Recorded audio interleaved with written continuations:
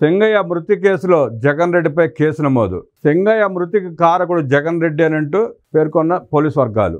Driver రమణారెడ్డితో పాటు PA YV Subbareddy, Perni Nani, విడుదల రజనీ పైన కేసులు నమోదు. పర్యటనలో నిబంధనలను అతిక్రమించారు. అనుమతించిన వాహనాల కంటే ఎక్కువ వాహనాలు తీసుకొచ్చి పలువురికి గాయాలు చేయడంతో పాటు 2 మృతికి కారణమయ్యారంటూ పోలీసులు పేర్కొంటున్నారు. చట్టపరంగా చర్యలు తీసుకుంటామని పేర్కొన్నారు గుంటూరు ఎస్పీ సతీష్ కుమార్. చీలి సింగయ్య మృతి చెందిన కేసులో జగన్ రెడ్డిపై కేసు నమోదు చేశారు పోలీసులు. ఒక వ్యక్తి కారు కింద పడి మృతి చెందితే, మెడ మీద టైర్లు ఎక్కితే ఆ మాత్రం సోయ జ్ఞానం లేకుండా డ్రైవర్కి కానీ కారులోకి వచ్చిన వ్యక్తులు కానీ అలా ముందుకు పోవటం, పడ్డ తర్వాత ప్రజల కేకలతో వైఎస్ఆర్ కాంగ్రెస్ పార్టీ కార్యకర్తల అరుపులతో కారు ఆపి ఆ చీలి సింగయ్య దేహాన్ని పక్కదీసి కంచెలో పడేసి వెళ్ళిపోవటం దారుణాతి దారుణమైన విషయం. ఆ వ్యక్తి మెడ మీద టైర్ ఎక్కిందంటే కారులో కూర్చున్నాడు, ఆ మాత్రం తెలియదా?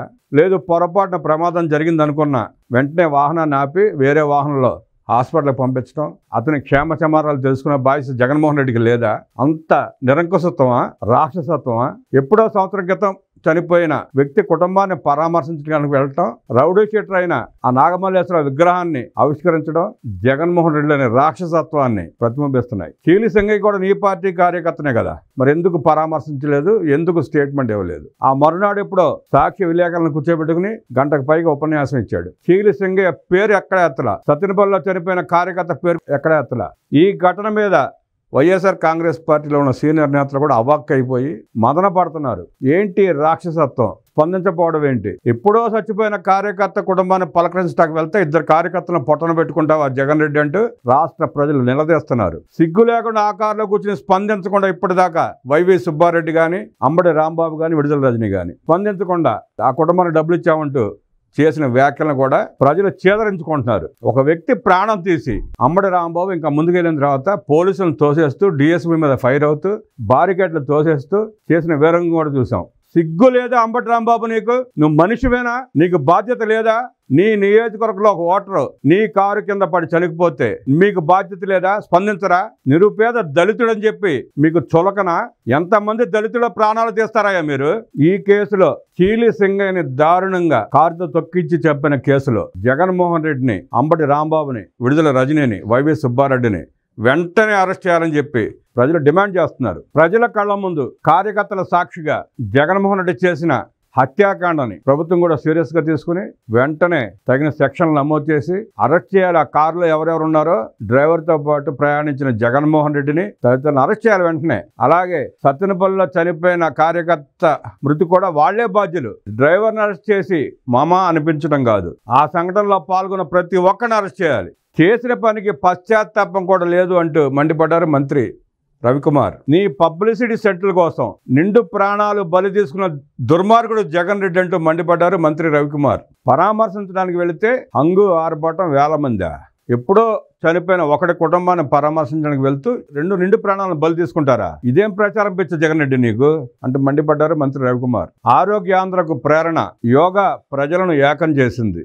గిన్నిస్ రికార్డుపై ప్రధాని మోదీ స్పందన. విశాఖపట్నం వేదికగా జరిగిన యోగాంధ్ర కార్యక్రమం గిన్నిస్ రికార్డును సాధించింది. 3,01,05 మంది పాల్గొని సరికొత్త రికార్డు సృష్టించిందంటూ గిన్నిస్ వరల్డ్ రికార్డ్ చేసిన పోస్టుపై ప్రధాని నరేంద్ర మోడీ స్పందించారు.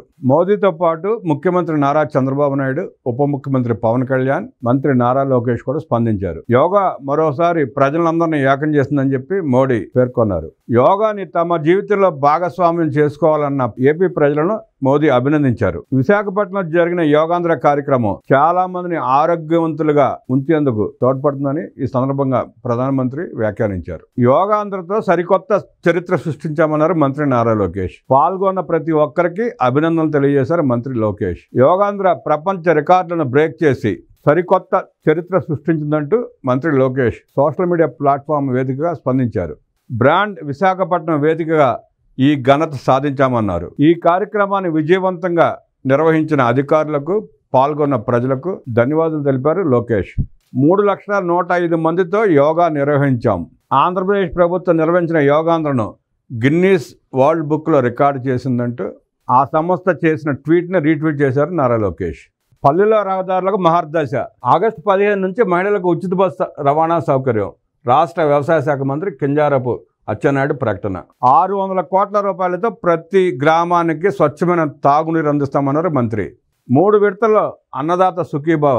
కేంద్ర ప్రభుత్వం ఇచ్చే 2,000, రాష్ట్ర ప్రభుత్వం ఇచ్చే 5,000 కలిపి 7,000 మొదటి విడతగా జమ చేయనున్నారు కూటమి ప్రభుత్వం. 3 విడతలుగా 7,000, 7,000, 6,000. ఆగస్టు 15 నుంచి ఏదైతే చంద్రబాబు నాయుడు గారు వాగ్దానం చేశారో మహిళలకు ఉచిత రవాణా సౌకర్యం కల్పించనున్నామని కింజారపు ఎర్రనాయుడు పేర్కొన్నారు. సీఎం సహాయ నిధి పేదలకు వరమన్నారు మంత్రి అచ్చెన్నాయుడు. 17 మందికి 12,19,743 రూపాయల చెక్కులు పంపిణీ చేశారు మంత్రి.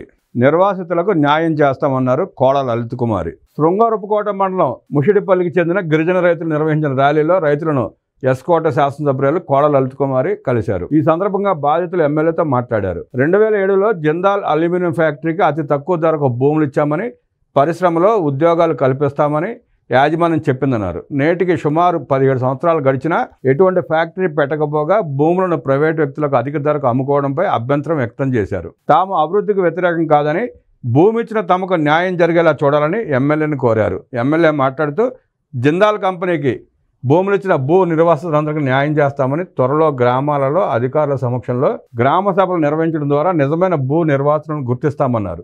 వారందరినీ ప్రభుత్వం దృష్టికి తీసుకెళ్లి ఆ రైతులందరికీ న్యాయం చేస్తామని ఆ రైతులకు కోడ లలిత్ కుమారి హామీ ఇచ్చారు. గ్రామాల్లో మౌలిక సదుపాయాల ఏర్పాటు కృషి చేస్తామన్నారు మంత్రి సుభాష్. ఆర్యావటంలో 20,73,000తో అభివృద్ధి పనులు ప్రారంభించిన మంత్రి సుభాష్. కూటమిది ప్రజాపాలన, వైసీపీది రాక్షస పాలన అంటూ మండిపడ్డారు మంత్రి పొంగూరు నారాయణ.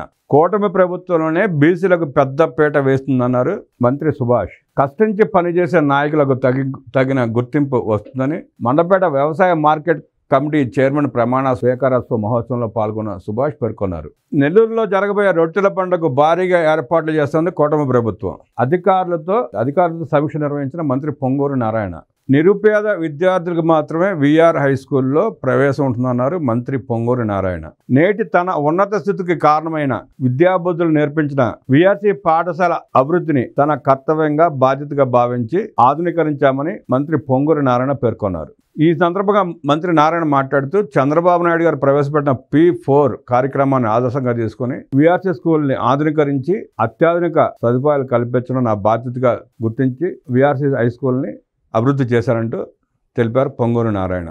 యోగాంధ్ర సక్సెస్ని జీర్ణించుకోవాలని జగన్మోహన్ రెడ్డి అంటూ మండిపడ్డారు కదిరి ఎమ్మెల్యే కందికొండ ప్రసాద్. ఏ కార్యక్రమాన్ని కూడా జగన్మోహన్ రెడ్డి జీర్ణించుకోలేడు. పెన్షన్ 3,000 నుంచి 4,000 చేయలేరు అనుకున్నాడు. చేసేటప్పటికి కళ్ళు బయటకు అమ్మాయి. అన్నా క్యాంటీన్లు తెరవలేరు, పేద ప్రజలకు అన్నం పెట్టలేరు అనుకున్నాడు. 203 అన్నా క్యాంటీన్లు చేసి లక్షల మంది పేద ప్రజలకు 3 పూట్ల కడుపు నిండా అన్నం పెడతా ఉంటే కడుపు మంట అల్లలాడిపోతున్నాడు. తల్లి దీవెన ఇవ్వలేరు, చేత కాదు అనుకున్నాడు. ఒకే రోజు 67,30,000 మంది తల్లుల ఖాతాల్లో నగదు జమ చేసేటప్పటికి మతి భ్రమించి గింగరాలు తిరుగుతున్నాడు. అన్నదాత సుఖీభావ ప్రకటించారు. తొలి విడతగా 7,000 జమ చేయనుంది ప్రభుత్వం. త్వరలో ఆగస్టు 15 నుంచి ఏదైతే మహిళలకు ఉచిత బస్సు ప్రయాణం అన్నారో ఆ వాగ్దానం నెరవేర్చే భాగంగా కార్యక్రమానికి రూపకల్పన చేశారు. ఆగస్టు 15 నుంచి రాష్ట్రంలో ఉన్న మహిళలు ఉచిత బస్సు ప్రయాణానికి ఏర్పాట్లు చేస్తున్నారు. ఇవన్నీ చూసి జీర్ణించుకోలేక అడుగడుగున అడ్డం పడుతూ తన వికృత చేష్టలను బయట పెట్టుకుంటూ పరామర్శల పేరుతో, రౌడీలకు సన్మానాల పేరుతో